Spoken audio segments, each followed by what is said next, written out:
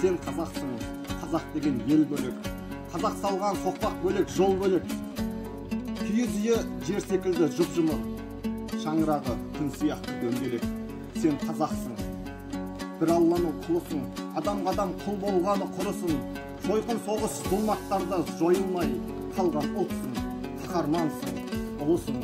Сен қазақсың, тәуелсіздік тұғыры, күңгір-күңгір кісінеткен ғұмыры, тірескеннің дірілдеткен тізесін, тұлпарының, тұяғының дүбірі. Сан ғасырлар бойы ата-бабамыздың асыл арманына айналған тәуелсіздік күні бүгінгі күн.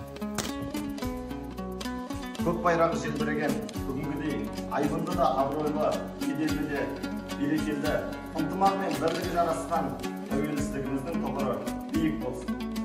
Мен қазақпын, мың өліп, мың тірілген, жүрегімде таныстым мұң тілімен. Жылағанда жүрегім күн тұтылып, қуанғанда күлкіммен. Мен қазақпын, биікпін, байтақ елмін, қайта тудым өмірге, қайта келдім.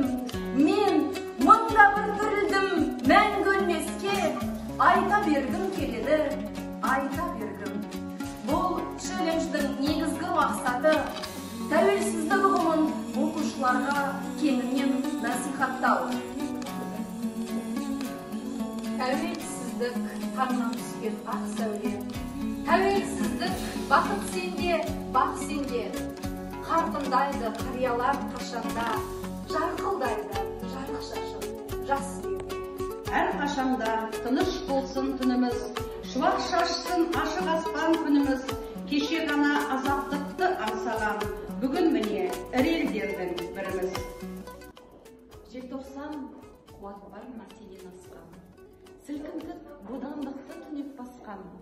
Тарихтың кең төрінен сөйлеген сөз, қазақ боп намыс үшін араласқан. Ой аңсаған, тәуелсіздік таңдары, өшеді ғой аңсаған, бабамның да арманы. Тәуелсіздік таңдары, бақыт әкелді баршаға, ықтап беріп ұстадым көк байрақты қолыма. Түсті бақыт жолына менің Қазақстаным. Жалының бар, ешкім оны сөндірмес. Бұл әлемде қазақ жерін кім білмес. Қонақ жайлы, азат елді, көп ұлтты, қазақ жерін ешкім онымен тең келмес.